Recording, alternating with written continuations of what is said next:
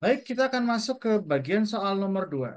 Pada gambar terlihat set alat untuk menentukan kecepatan peluru yang ditembakkan. Set alat ini terdiri dari dua buah cakram yang dapat berputar pada porosnya dengan kecepatan sudut 95 radian per second.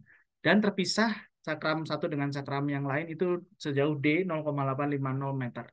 Jika sebuah peluru menembus cakram sebelah kiri terlebih dahulu sebelum menembus cakram sebelah kanan, dan selisih posisi sudut lubang peluru pada kedua cakram adalah theta 0,240 radian, tentukan kecepatan peluru tersebut.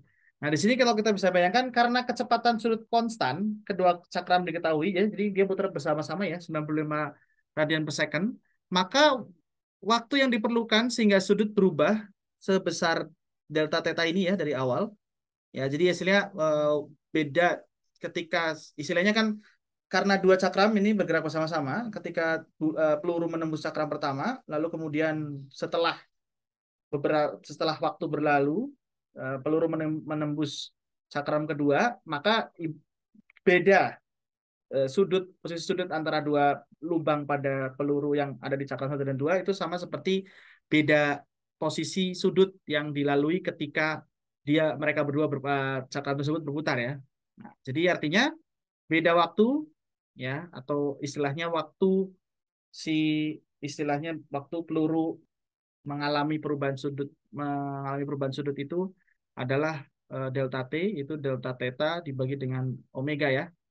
Jadi ibarat kata kalau saya ulangi gitu ya, delta T itu adalah waktu ketika peluru itu melewati dua cakram ini, digambarkan oleh beda sudut yang terjadi antara lubang pada cakram pertama dengan lubang pada cakram kedua.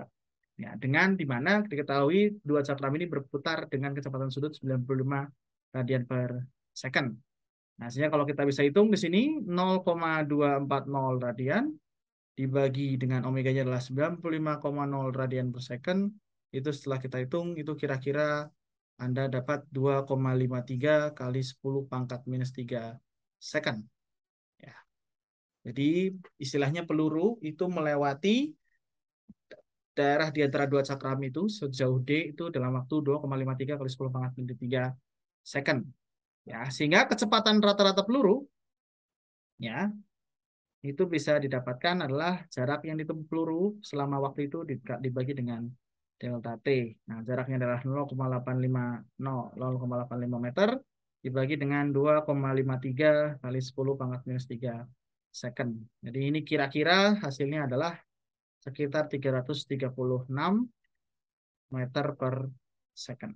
Ya, berikut pembahasan untuk nomor 2.